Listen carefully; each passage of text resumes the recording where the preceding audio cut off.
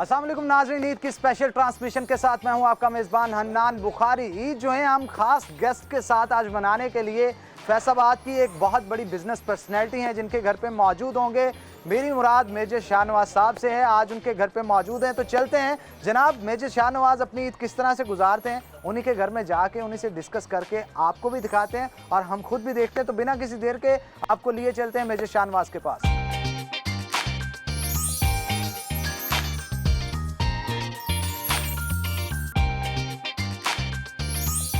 ईद की special transmission में नाजरीन खुश आमदीद कहते हैं आपको। आज हमने ईद का स्पेशल दिन जो है वो अपने स्पेशल गेस्ट के नाम किया है। तो मेजर शाहनवाज साहब हमारे साथ मौजूद होंगे।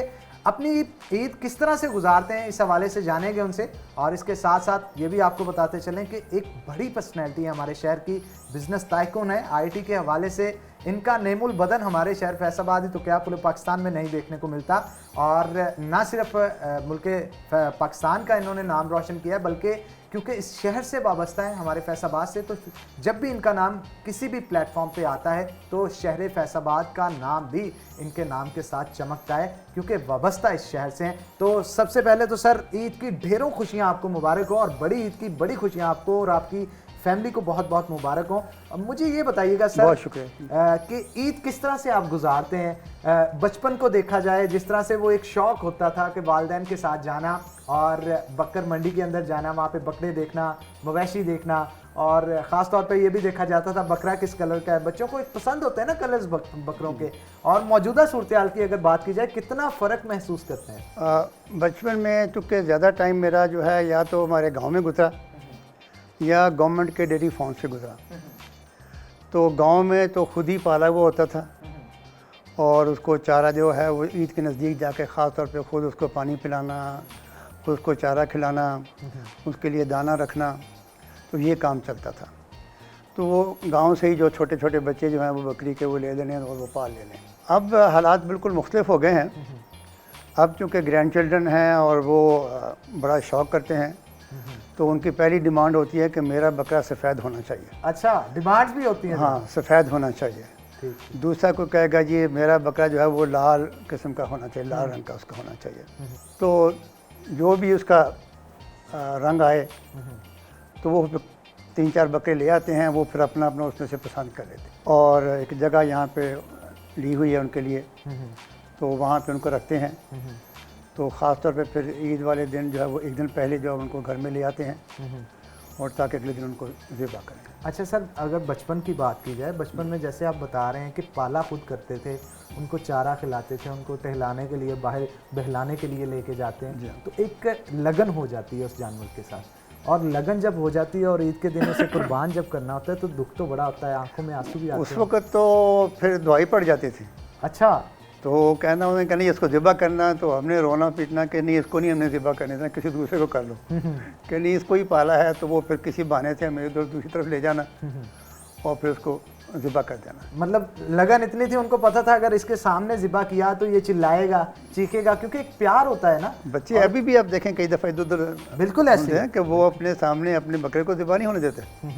मोहब्बत एक पालेंगे उसको 1-2 दिन चाहे पहले ही आया हो कि ये मेरा बकरा है, वो उसको ज़िबा नहीं होने देंगे वो। अच्छा, ईद के दिन सर कोई स्पेशल फरमाइश करते हैं घर में बेगम से कि आज ख़ास तौर पे ये कौरमा बनाया जाए या मटन पुलाव बनाया जाए? उनके हाथों का कौन सी चीज़ है जो कि ईद के दिन आप खाना पसंद करते हैं? नहीं, वैसे तो मेरी बेगम जो है ना वो खाना पकाने में, उसको हर तरह के खाने जो है वो उसके बड़ी माहिर है। हाँ हाँ। तो जो अपने कुक रखा हुआ है, अब तो वो उनकी जो ट्रेनिंग है वो खुद ही उसकी ट्रेनिंग करती है। अच्छा, वैसे डर से तो नहीं कह रहे आप? बहुत सारे लोग बीवी के डर से ये बातें करते हैं ऐसी बात कि ताकि नाराज़गी ना हो जाए, टीवी तो उन्होंने भी देखना होता है ना। अगर बदतरीफी करेंगे जाना तो घर ही है ना। ऐसी बात नहीं है। बल्कि ये पिछले दिनों हम गए हुए थे, लंदन गए हुए थे, तो वहाँ जो है वो लॉकडाउन हो गया, तो मैं एक अपार्टमेंट में शिफ्ट हो गए।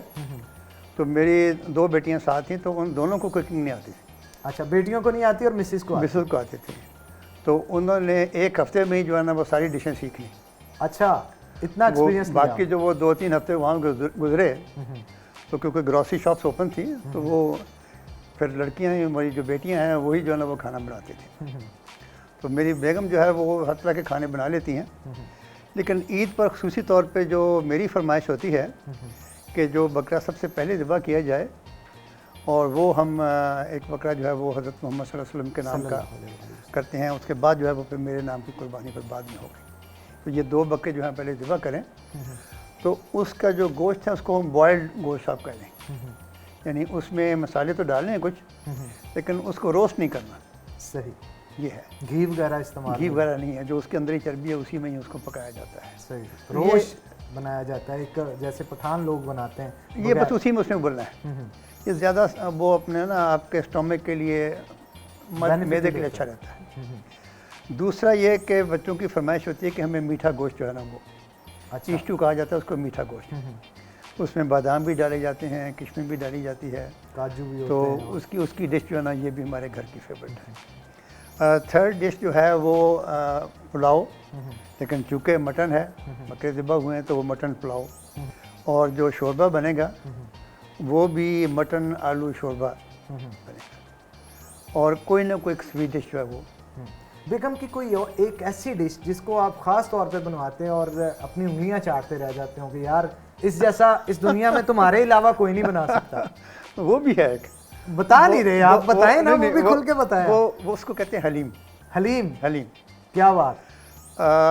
उसकी तैयारी में तकरीबन पूरा दिन लग जाता है। बिल्कुल जी, उसे घोटना पड़ता है, वो पकाना उसको पड़ता पहले है। तो उसको रात को ही उनको पानी में भिगो के रखते हैं, फिर एसी वाले कमरे में ही, बेडरूम में ही उनको साइड पे रखा जाना है। अच्छा। और अगले दिन फिर सुबह उठ के जो है ना वो उनका पहले उसकी दोबारा उसको साफ़ करना पानी को, फिर उसको कुछ 4-5 घंटे जो है ना उसको पकाने में फिर लग जाते हैं हलीम को।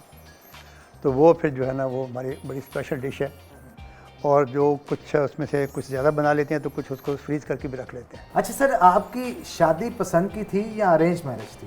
मेरी अरेंज मैरिज लव में कन्वर्ट हो गई। अरेंज मैरिज थी लेकिन वो लव में कन्वर्ट हो गई। कन्वर्ट हो गई। अच्छा, कभी वैसे वो होता है ना लड़कपन में, यूनिवर्सिटी के अंदर जब होता है इंसान, मोहब्बत भी होती है, इश्क भी होता है। आपको कभी इश्क हुआ अपने कॉलेज लाइफ में या यूनिवर्सिटी लाइफ में? नहीं, ऐसे है कि कॉलेज लाइफ में तो नहीं कह सकते। मैं एक दफ़ा वालिद साहब के साथ कराची में था, तो अमेरिकन डेलीगेशन आ गया फार्मर्स का। 2 फार्मर्स थे और उनकी अपनी अपनी वाइफ के साथ थी। तो उनको जो चाय पिलाने के लिए वालिद साहब घर में ले आए, ड्राइंग रूम था ऐसे जैसे, उसमें बिठाया। ये जेंट्स तो वहाँ पे बिज़ी हो गए, वो को अपनी बातें कर रहे हैं, फॉर्म वो विज़िट करके आए थे। तो दोनों लेडीज़, एक मेरे राइट पे आके बैठ गई, एक मेरे लेफ्ट पे आके बैठ गई। और तो मैं भी फर्स्ट ईयर का स्टूडेंट था, तो वो बड़ा भल में बड़ा कंफ्यूज हुआ कि मैं क्या इनसे बात करूं। उन्होंने कहा कि नाम पूछा, मेरा नाम क्या है, वो उन्होंने बता दिया। तो वो एक उनमें से पूछने लगी कि how many girlfriend you have. अब मेरे तो एक पसीने आए और एक जाए। हमारा कल्चर ऐसा है, ट्रेंड ऐसा कि वो के, और फिर वालिद साहब बैठे हैं उधर। हाँ। उनके सामने तो मैंने कहा none you should have 5 or 6 by now. वो खड़ी हो गई, कहती मिस्टर मियाँ, look your son doesn't have a girlfriend, he should have 5 or 6। He said कि let me finish the talk, I'll just explain you the system of marriages here. We don't allow, ये हम इनको मिलना नहीं देते, हमारा culture और ऐसा है। नॉर्मली जो है ना वो शादी के टाइम पर ही इनकी जो ना मुलाकात होती। तो they were stunned कि ऐसी भी दुनिया में ऐसी जगह भी है जहाँ पे लड़का लड़की आपस में नहीं मिलते, और उनको शादी के बाद ही उनको जो है ना वो शादी का जब ये बड़ा शॉक्ड होगा बहुत ही ये बड़ा लम्हा कि यार ये कैसा ट्रेंड है इनका। हाँ। वहाँ पे तो क्योंकि जो कल्चर है बिना शादी के भी उनके मुंह खुले के खुले, मैं मुंह ऐसे देख रही थी, ऐसे देख रही थी, शॉक्ड होता है जैसे। हाँ, ये कैसी बात कर रहे हो। अच्छा, लेकिन ये भी एक बड़ी दलेरी की बात है कि आपके बाबा ने स्ट्रेट फॉरवर्ड उनको ये बात नहीं, बताई। पूरी बात समझाई। अच्छा, वैसे ये बड़ी ज़बरदस्त बात होती कि आपके वालिद मोहतरम ने बिना किसी झिझक के उनको स्ट्रेट फॉरवर्ड ये बताया कि हमारा कल्चर कुछ इस तरह का है। लेकिन बहुत सारे लोग ऐसे होते हैं कि कोशिश करते हैं इस चीज़ की बताने की कि हमारा ट्रेंड भी वैसा ही है जैसे आपका है, उनके साथ कंफर्टेबल फील करवाने के लिए। तो ये बड़ी दलेरी की बात थी। तो फिर ये हुआ कि जब मैं आर्मी में चला गया और कैप्टन हो गया, तो हमारे एक दूर के अजीज़ थे, उनके साथ मेरी कोयटा में मुलाकात हो गई। पहले नहीं मुलाकात थी उनसे, तो उन्होंने अपने घर इनवाइट किया। उनकी एक बेटी थी। अब उस ज़माने में बस चाय पर बैठे ही थे, तो बातचीत तो कोई नहीं होती। फिर मैं वापस सियालकोट अपनी रेजिमेंट में आ गया, और वो हमारे पास सब लाहौर में थे, उनकी ट्रांसफ़र भी लाहौर में हो गई। तो उन्होंने हमारे घर आना जाना शुरू कर दिया। तो मेरी अम्मी को भी जो है ना वो लड़की बड़ी पसंद आ गई। उन्होंने देखा लड़का फौज में है, जवान है, खूबसूरत है, तो हर कोई अपनी बेटी के लिए ऐसा ही लड़का चाहता। तो हुआ ये कि फिर अचानक ही अभी जब भी कभी मैंने गया हो ना तो वो आ जाती थी अपनी माँ के साथ, उन्हें आ जाना। एक दो मुलाकातें इस तरह हुई हैं, इकट्ठे चाय पिया मैं सबके साथ। तो हमारे ईस्ट पाकिस्तान जाने के ऑर्डर आ गए। अच्छा। और हालात का हमें ये अंदाज़ा था कि वहाँ पे जो है ना वो शहादत की रेशो बहुत हाई है। तो फिर मैंने उसको फ़ोन करके ना मैंने कहा मेरे इंतज़ार में ना रहना, हाय क्या बात कोई है। कोई कोई कुछ पता नहीं है कि मैं आता हूँ कि नहीं आता हूँ। तो सर वैसे वो काफ़ी वो बड़ा सख्त मौका था वो जो है ना और वो वक्त भी ऐसा था, और पीछे कुछ फीलिंग्स भी आती होंगी, वो गाने चलते हों वैसे कि जनाब बिछड़ रहे हैं, अब पता नहीं ना जाने फ्यूचर में क्या होगा। बस क्या यही नहीं था होगा। कि वो चूँकि बड़े ऑफिसर गए थे, वो उधर शहीद हो गए। तो औरों की भी खबरें सचौनी में आती रहती थी कि ये फलाना शहीद हो गया। तो क्योंकि अफसर सबसे पहला टारगेट होता है, जब इस तरह का मौका होता है ना वो सबसे पहले अफसर को टारगेट ऑफिसर को, जो अफसर ज़्यादा होता है, टारगेट जो लीड कर रहा होता है, उसको ज़्यादा टारगेट अल्फा को पकड़ा जाता है। उसको टकराया बिल्कुल। तो आप जब वैसे गए वहाँ पे, फिर मेरा ख्याल आपने 2-2.5 साल वहाँ पे हाँ कैद जी, भी फिर काटी। 2.5 साल 2 साल 3 महीने और कुछ दिन ऊपर के। अच्छा, इसके हवाले से भी मैं पूछूंगा, लेकिन पहले ये पूछना चाहता हूँ, जब आप वापस आए तो उनसे रब्ता किया? उसकी शादी हो चुकी थी, अच्छा। फिर मेरी भी शादी हो गई। तो वो फैसलाबाद में थी, हम भी यहाँ पर एनसीसी ट्रेनिंग में रहे। मैं फिर उनका एड्रेस लेके मैं बेगम को लेकर मैं उसके घर गया। हाय क्या बात है, क्या बात है जनाब, ये तो आपने बम फोड़ दिया इस बता के, यकीन जानिए। तो हम उनको मिले, उनकी 2 बेटियां थी उस वक्त, मेरे भी उस वक्त 2 बच्चे थे। तो बराबरी पूरी थी। हाँ बराबरी, मेरा बेटा बेटी थी, उसको दोनों बेटियां थी उस वक्त। अच्छा। तो वो मैं उसको बेगम से मैंने मिलाया, उसके बाद मैंने बताई। अच्छा, वैसे जब आपने बाद में बेगम को बताया तो उन्होंने गुस्सा नहीं किया? नहीं, मैंने पहले बता दिया था। अच्छा, पहले भी गुस्सा नहीं किया? पहले बता दिया था कि अगर मैं वहाँ पे ना जाता तो मेरी शादी वहाँ हो जानी थी, लेकिन चूंकि किस्मत में तुम थी तो इसलिए मुझे इस पाकिस्तान भेज दिया गया कि जाओ भी भुगत के आओ। तो मैं आने के बाद अच्छा, वैसे आपकी जो शादी हुई ये पेरेंट्स की तरफ से देखा गया था रिश्ता, रिलेटिव्स थे या आउट ऑफ फैमिली? रिलेटिव्स थे, लेकिन इनसे भी मुलाकात नहीं थी। मुलाकात नहीं थी इनसे, क्योंकि ये इनकी बाकी फैमिली फैसलाबाद में थी और ये लोग शेखुपुरा में रहते थे। सही। तो हमारी एक और अजीज़ा थी, वो यही रिश्ता देखने गई थी अपने भाई के लिए। वो बाहर रहते थे, तो उन्होंने कहा ये बाहर तुमने रिश्ता करना ही नहीं है।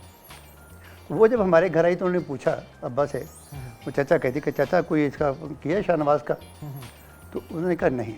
कहा चाचा एक लड़की है, मैं अपने भाई के लिए देखने गई थी, तो मैं ज़रा उसका पता कर लूँ, तो अगर उसकी शादी कहीं नहीं हुई तो फिर वो एक बड़ा मुनासिब रिश्ता रहेगा। तो वो फिर इतवार को जो है ना वो अपनी गाड़ी लेके आ गई और जाते जाते मुझे इशारा किया कि साथ ही आ जाओ। बिल्कुल जी, मैं सब इसी तरह की गुफ्तगू आगे भी जारी रहेगी, लेकिन ब्रेक का वक्त हो गया है। तो बड़ी चटपटी गुफ्तगू जो है वो मेजर शाहनवाज साहब के साथ चल रही है, इसी गुफ्तगू को आगे बढ़ाएंगे नाज़रीन एक छोटी सी ब्रेक के बाद। तो ब्रेक लेते हैं, कहीं मत जाइएगा, हमारे साथ रहिए।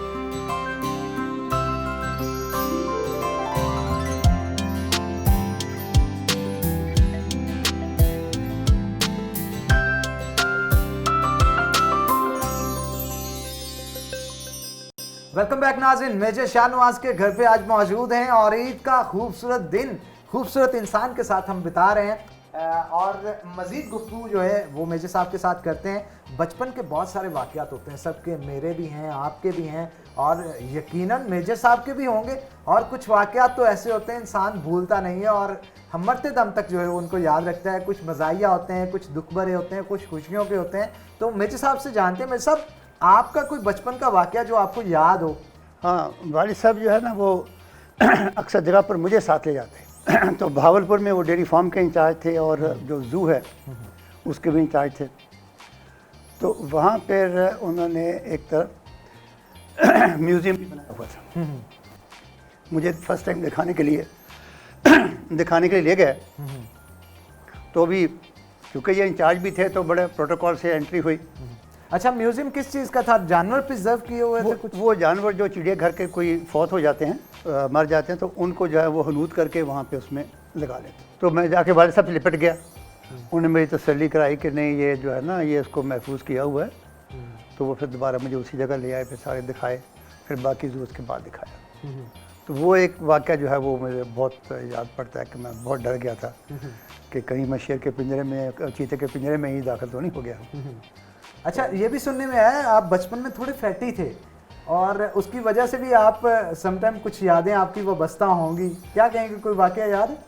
वो एक तो पहले गांव से भी अपनी भैंसें वगैरह रखी होती थी, फिर जब डेयरी फार्म में जाना तो वहाँ भी जो है वो उनका बड़ा अच्छा दूध होता है, एक्टिविटी कम होती है, तो मैं ज़रा मोटा था, ज़रा नहीं काफ़ी मोटा था। अच्छा। मुझे मजाक भी जो दोस्त, वैसे अभी जो आपकी जिसामत है मुझे उससे लग नहीं रहा कि आप बचपन में मोटे नहीं, मैं बड़ी एफर्ट करता हूँ, बहुत एफर्ट करता हूँ। तो मैं डेरा गाजी खां का जगह थी फाजिलपुर, वहाँ पे वाले साहब डेयरी फार्म में थे। मैं गया, अगले दिन मैं निकला, दरवाजे के बराबर में दरवाज़ा खोल के खड़ा होकर बाहर बच्चे खेले तो उनको देखने लग गया। तो वो एक बच्चा जो है ना वो ज़ोर ज़ोर से मेरी तरफ इशारा करके कहता है ठुल्ला ही हो, ठुल्ला ही हो, ठुल्ला ही है। अब मैं समझ तो गया कि ये मुझे मोटा ही कह रहा हो ना, मुझे सही तरह वो उसकी सराइकी का पता तो नहीं, लेकिन ठुल्ला ही होते मैं समझ गया कि मुझे ना मोटा कह रहा है। मैंने फटाफट दरवाज़ा बंद किया, वो अपने कमरे में आ गया। वो बाद में मेरा क्लास फेलो निकला फिर। अच्छा, मतलब वो क्लास वाले था जो कि आपको तंग कर रहा था और छेड़ रहा था। वो फिर जब स्कूल में दाखिल हुआ तो फिर पता चला कि ये मेरा क्लास फेलो है। अच्छा सर, बहुत सारे आपने बचपन में मुख्तलिफ क्लासों से हो के जाता है और एक एम सेट होता है किसी ना किसी बच्चे का, ख़ास तौर पे जैसे आप बता रहे थे कि आपके फादर जो है वो वेटनरी डॉक्टर थे और उनका ख्वाहिश भी होती है अक्सर के बच्चे भी आगे डॉक्टर हों, वो भी उसी फील्ड में आए। तो आप यहाँ से हटके फ़ौज में कैसे चले गए, ये ट्रेजेडी कैसे पेश आई? पहले तो एफएससी जो है वो प्री मेडिकल ही रखवाया गया, लेकिन जब उसमें नंबर इतने नहीं आए तो मैं फिर बीएससी मैंने शुरू कर दी। तो मेरा एक दोस्त एक दिन मुझे कहने लगा, जो मेरा क्लास फेलो था मैट्रिक में, कि फ़ौज में जो है वो एफएससी वाले जो है ना उनको फ़ौज में ले रहे हैं जिन्होंने पास किया हुआ है, और साथ लिखा हुआ है कंपार्टमेंट, वो जिन्होंने एग्ज़ाम दिया वो भी हिस्सा ले सकते हैं।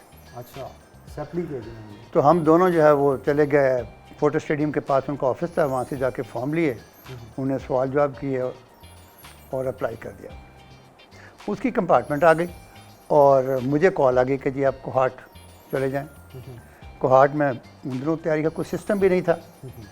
मैं गया, मैंने इंटेलिजेंस टेस्ट पास कर लिया, लेकिन तमाम टेस्टों के बाद उन्होंने कहा कि नॉट सिलेक्टेड, आप कुछ अर्से के बाद दोबारा ट्राई करें, वहीं रिजल्ट बता देते हैं पहले। सही। तो फिर आके मैंने जो है ना इसको एम बना लिया कि मैंने फ़ौज में ही जाना है। यानी फर्स्ट टाइम आप सिलेक्ट नहीं हुए? नहीं हुआ था मैं। सही। फिर जो है वो किसी मोहल्ले में पता लगना, कोई बंदा गया था, बच्चा गया था, उसको ढूंढना, उससे जाके पूछना कि तुमसे क्या सवाल पूछा था, तुमने क्या जवाब दिया था, साथ वाले ने क्या जवाब दिया, ऑब्स्टेकल कैसे करवाई। तो वो मुझे कुछ आइडिया बन गया कि कुछ मेरा अपना एक्सपीरियंस, कुछ लोगों से पूछ के। अब जो मेरा मोटापा था उसके लिए मैंने कृष्ण नगर से फोटो स्टेडियम कोई 8-9 किलोमीटर फासला बनता होगा, साइकिल पे बैठना, वहाँ पहुँच जाना। उसके पीछे जो है ना वो फ़ौजी अपने शाम को गेम्स खेल रहे थे, उनको कहा मैंने जाके कि जी मैंने तो जाना है फ़ौज में, मुझे ये कोई रस्से पे चढ़ना और ये लॉन्ग जंप, ये सिखाएं। लॉन्ग जंप करके रस्सा पकड़ के पार जाना। तो बड़ी मुश्किल से वो राज़ी हुए। तो उन्होंने जाने से पहले ही ट्रेनिंग शुरू 5-6 दिन जो है ना वो उन्होंने मुझे करवाया। उन्होंने कहा बेटा काफ़ी हो गया, बस अब तुम्हें आता है। तो मैं अगले हफ्ते जब एक और नए ग्राउंड में चला गया, वहाँ जाके यही कहानी डाली, उनसे भी सीखा, उन्होंने भी जवाब दे दिया 5 दिन के बाद। फिर मैंने एक और ग्राउंड ढूंढ लिया। अच्छा। फिर मैं वहाँ जाके ये करता रहा। तो इस तरह मैंने जो है ना अपनी सारी तैयारी कर ली। लेकिन एक पैशन और जुनून आपके अंदर आ गया। तो 7-8 माह का वक्फा डाला, जो ही अगला कोर्स आया मैंने फिर उसमें अप्लाई कर दिया और फिर मैं उसमें सेलेक्ट हो गया। सिलेक्ट हो गया। लेकिन सेलेक्ट होने का ये हुआ कि मैं सेलेक्ट हो के वहाँ से मैं अभी पिंडी पहुँचा हूँ और अजीज़ों के घर मैंने सामान रखा और मैं मरी चला गया कि चलो मरी देखते जाएँ। तो वालिद साहब को टेलीग्राम मिल गई कि ये फ़ौरन PM में ज्वाइन करे 2 दिन के बाद। मैं जब शाम को वापस लौटा, उन्होंने कहा तुम्हारे वालिद का फ़ोन आ रहा है। मैं रातों रात लाहौर पहुँचा, 1 दिन में सामान इकट्ठा किया, पैंटें कमीज़ें 2-4 खरीदी। बस वो दिन, फिर आज का दिन, फिर मैंने पीछे मुड़ के नहीं देखा था। पीछे मुड़ के नहीं, फिर मेहनत जो है मैं प्रोफेशन में मैंने बहुत अच्छा। मेजर बनने के बाद आपकी शादी हुई या पहले हो गई थी? नहीं, मैं कैप्टन था उस वक्त। कैप्टन थे। उसके बाद ये हुआ कि 71 के अगस्त के एंड पर, बल्कि 14 अगस्त को मैं ईस्ट पाकिस्तान जा रहा था और अगस्त के एंड पे वहाँ पे पहुँचे, क्योंकि बाई शिप कराची से मूव किया था। और वहाँ के सारी जो है, तो वापस आया हूँ जब 2.25 साल के बाद, तो फिर रिश्ते की तलाश शुरू हुई। तो तो फिर वो हुआ कि जो हमारी एक अजीज़ा थी वो ये रिश्ता दे के आई थी पहले अपने भाई के लिए, उन्होंने कहा ये बैरून मुल्क नहीं हमने करना। तो वो फिर जो मुझे साथ ले गई, मुझे तो उन्होंने बिठाया ड्राइंग रूम में, ये अंदर चली गई। आधे घंटे बाद आई, मुझे चाय शायद उन्होंने भेज दी। तो जब मैं गाड़ी में बैठ रहा हूँ, देख लिया होगा उन्होंने मुझे। तो बाद फिर जो है ना वो मेरे वालिद साहब जो है ना उन्होंने कहा कि उनके बच्चे की कहीं भी अभी ना बातचीत नहीं हुई, लेकिन उन्होंने MA B.Ed किया हुआ था और बहावल नगर में लेक्चरशिप कर रही थी उस वक्त। सही। लेकिन वो हॉलीडे छुट्टी थी तो घर ही आई थी, संडे को हम गए थे। तो फिर मेरे वालिद साहब जो है ना वो उन्होंने विज़िट किया और फिर इस तरह इनका जो है ना फैमिलीज़ का आना जाना, ठीक ठीक, वो फिर फाइनली बात बन गई। फाइनली बात जो है वो पक्की हो गई और रिश्ता अज़वाज में आप जो है वो बन गए। अच्छा सर, कोई जंग भी आपको याद होगी आपकी, जब आप फ़ौज में थे, कोई जंग आपने लड़ी हो, वहाँ का कोई वाक़या हो गया ना 1971 में अगस्त के एंड में हम ईस्ट पाकिस्तान पहुँच गए। तो जब वहाँ पहुँचे तो हालात का सही तरह से अंदाज़ा हुआ कि क्या यहाँ पे चल रहा है। दो चीज़ें थी कि एक तो ये उनकी नाराज़गी की वजह क्या हुई इतनी, कि क्यों इतने ज़्यादा नाराज़ हो गए। कायद-ए-आज़म मोहम्मद अली जिन्ना जो है वो 1948 में पाकिस्तान बनने के कुछ 6 माह बाद, बल्कि मार्च 1948 में ईस्ट पाकिस्तान गए और रमना पार्क उनका बहुत बड़ा ग्राउंड है, वहाँ पे इन्होंने तकरीर की और कहा कि कौमी यकजहती के लिए उर्दू को ज़बान बनाया जाएगा। अच्छा। ज़बान हमारी सिर्फ उर्दू होगी। तो बंगाली जो है वो सब सन्नाटा छा गया पूरे जो यानी उनको ये बात भाई नहीं। एक तो इसके ऊपर फिर जो ना बाद में उनके जो दोबारा एक और वाक़या हुआ, फिर उन्होंने कहा गया कि जी उर्दू ही होगी।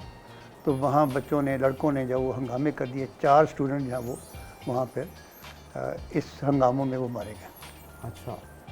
और उसका उन्होंने मीनार बना दिया वहाँ। दूसरा उनको ये था कि ये पर्सन हमारी जो जूट, आजकल तो ये नहीं होती, आजकल तो सिंथेटिक यूज़ करते हैं, इसके पहले ये बोरी बनाते थे, ये कोई भी सामान डालना उसके लिए। तो उनकी जो है फॉरेन इनकम, फॉरेन एक्सचेंज, वो कोई 60% था और वेस्ट पाकिस्तान थे 40% था। सही। लेकिन उनको ये था कि ये हमारा जो है फॉरेन एक्सचेंज ये वेस्ट में यूज़ हो रहा है, और मुजीब ने इस बात को बहुत उछाला। और तीसरा ये था कि उसने 6 नुकात दे दिए कि ईस्ट पाकिस्तान के जो है फॉरेन एक्सचेंज अलहदा रखी जाएगी और वेस्ट पाकिस्तान की अलहदा होगी, और इक्वल हमें हर चीज़ में आप हिस्सा दें, मर्ज नहीं किया जाए। मर्ज नहीं किया जाए, हर चीज़ का हमें बराबर हर चीज़ का हिस्सा दें। और उसमें बड़ा फ़र्क था पहले। तो इसके ऊपर जो है वो जनरल याह्या की हुकूमत थी यहाँ पे, उन्होंने कोई गौर नहीं किया और इलेक्शन करवा दिया। जब इलेक्शन करवा दिए तो उनके हिस्से थी 162 सीटें 300 में से, और मुजीब ने 160 सीटें जीत लीं। अच्छा। ओनली 2 सीट्स, एक जमात इस्लामी को गई और एक पहाड़ों पे कोई ट्राइबल एरिया था, चकमा ट्राइब, एक उनके पास गई थी। तो यहाँ पर पीपल्स पार्टी ने, इनके पास 138 सीटें थी मिली थी, और उसमें से इन्होंने कोई 81 सीटें जीती। अब पावर उसको हैंडओवर होनी चाहिए थी, वो नहीं की, उस पर इशू बन गया, उस पर जो है वो हंगामा हो गया और आपस में इनकी लड़ाई शुरू हो गई और फ़ौज ने मिलिट्री एक्शन वहाँ पे कर दिया। जरूर समझा। इसी गुफ्तगू को सर आगे बढ़ाएंगे, ब्रेक का वक्त हो गया, तो नाज़रीन एक ब्रेक लेंगे, ब्रेक के बाद दोबारा हाजिर होते हैं, कहीं मत जाइएगा, हमारे साथ रहिएगा।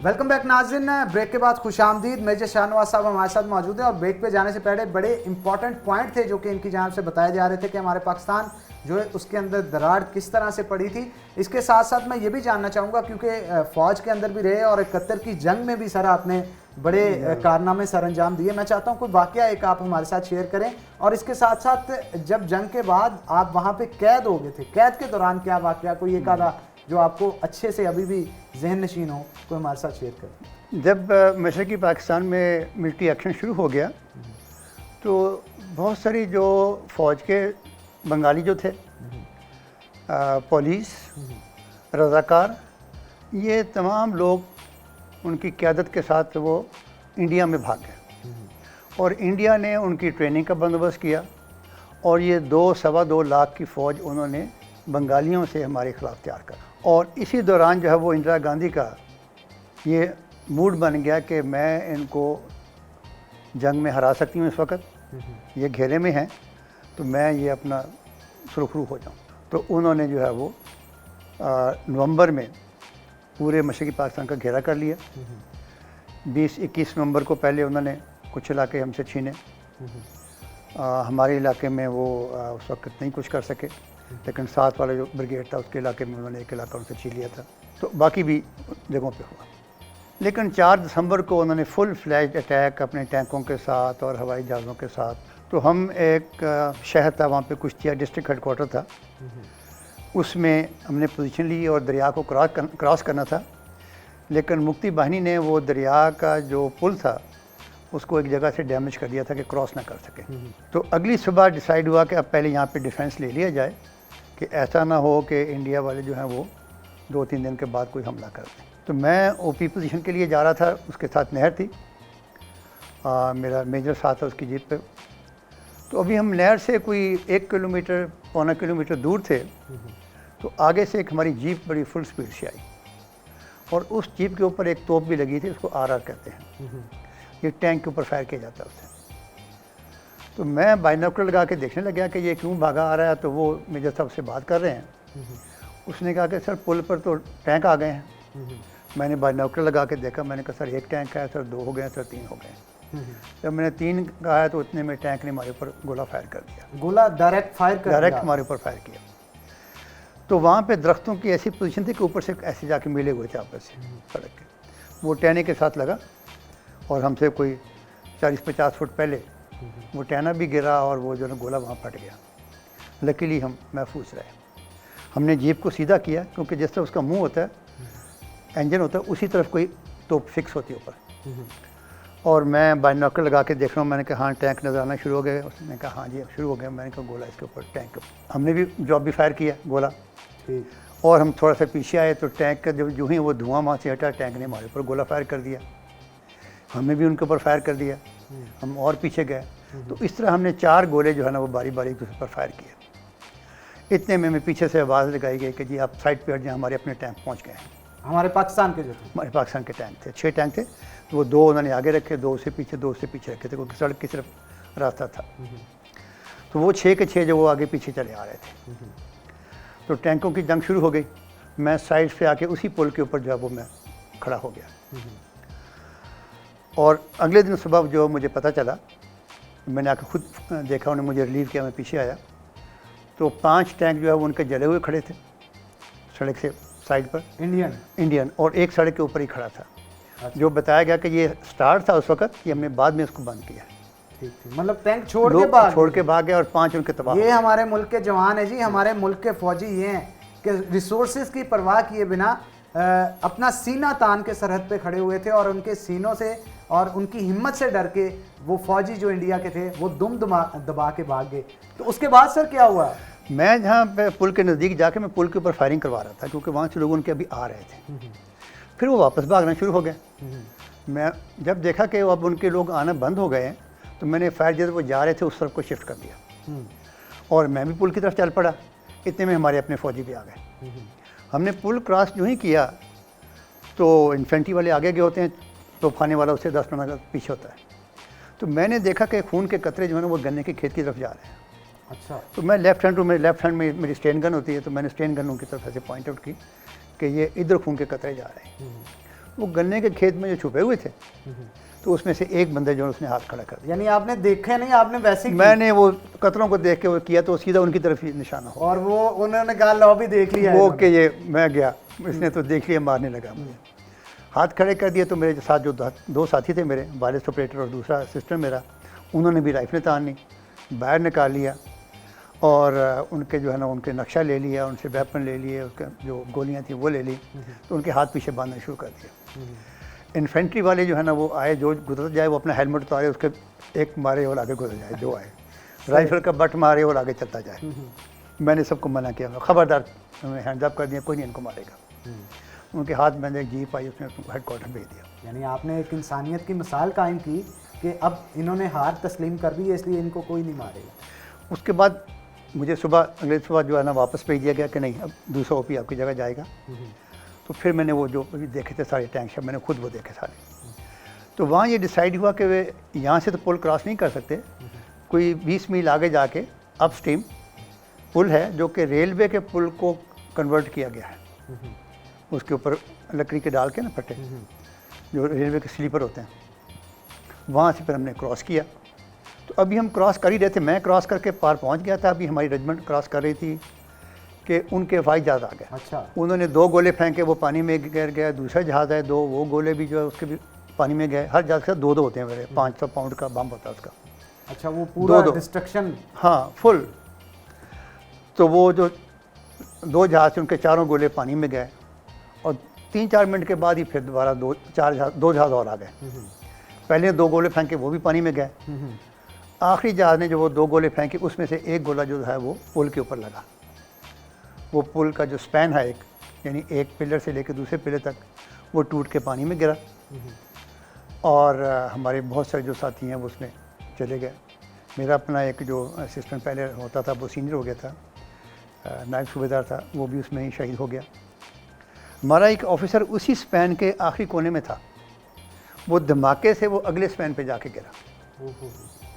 थोड़ा सा ज़ख्मी हुआ लेकिन बच गया। तो वहाँ जो हम जाके राजशाही में हमने रिपोर्ट की कि जी हम इधर आ गए, आपके इलाके में आ गए। उन्होंने कहा इस शहर का जो पूरा वो दिफा प्लान करें। तो मुझे जब ये 16 दिसंबर जब आई, तो हम तो वहाँ पे पोजीशन लेके बड़े बैठते के आए, तोपें लगाई हुई थी, इंतज़ार में थे कि वही हमला करें। तो हमारा एक कैप्टन जो कि एडजुटेंट, वो आया, कर्नल साहब के साथ गया हुआ था हेडक्वार्टर में, वापस आया तो वो रोता हुआ ना, वो हमारे मेस में बैठे इंतज़ार कर रहे थे कोई नया ऑर्डर। तो उसने जो ना वो कागज़ आगे कर दिया, तो बोला ना जाए कुछ, बस इतना ही कहा कि सब कुछ फिनिश हो गया, सब कुछ ख़त्म हो गया। वो जब कागज़ देखा तो लिखा था कि सरेंडर करें। जितने भी फौजी वहाँ पे मौजूद, तो सब के जो है वो आंखों, सब रो रहे हैं, सारे आंखों से धुंधला दिखाई दे रहा, पढ़े नहीं जा रहा। बाल करते कराते जो है ना वो 4 दिन के बाद इंडियन आ गए। ब्रिगेडियर से बात हुई, उन्होंने कहा कि सिपाहियों को स्कूल में कर दें, और मुझे उसका इंचार्ज बना दिया सिपाहियों का। जो ऑफिसर थे उनको अलग स्कूल मिलेगा। तो उन्होंने कहा कि जी राशन जो है ये कल तक का रह गया, तो आप जो है ना वो राशन मंगवा लें। मैंने जीप सामने खेतों में छुपाई हुई थी, वो वहाँ से जीप निकलवाई। उनका सूबेदार मेरे साथ बैठ गया, 2 पीछे हवालदार बैठ गए, अपने हेडक्वार्टर से राशन लेने गए जो इनको अब उनका कब्ज़ा हो चुका था इंडिया का। तो वहाँ मैं मुड़ने के लिए स्लो हुआ, तो वहाँ पे एक जो रोड साइड पे टी स्टॉल होता है, वही हवालदार बैठा, मुझे उसका नाम याद है, हवालदार रतिपाल सिंह, और 6 असम राइफल्स का था, साथ उसके जो सिपाही थे। तो वो अकेला वो सूबेदार वहाँ बैठा, जो हवालदार था, वो चाय पी रहा। तो बेइरादा ही जीप रुक गई। उसने भी देखा, वहीं से खड़े होकर मुझे सलूट मारा, भागा हुआ आया कि सर आपकी बड़ी मेहरबानी, आपने मेरी जान बचाई, कोई खिदमत।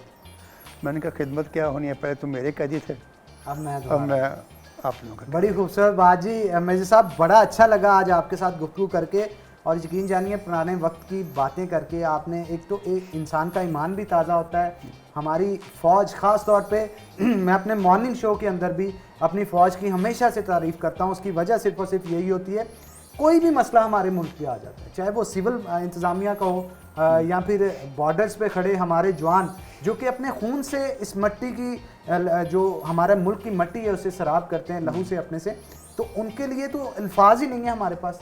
अपनी जानों की परवाह किए बिना जो है वो जाते हैं इस मुल्क को बचाने के लिए। और अगर हम घरों के अंदर सुकून से चैन की नींद सोते हैं तो वो सिर्फ और सिर्फ हमारी पाक फ़ौज की वजह से।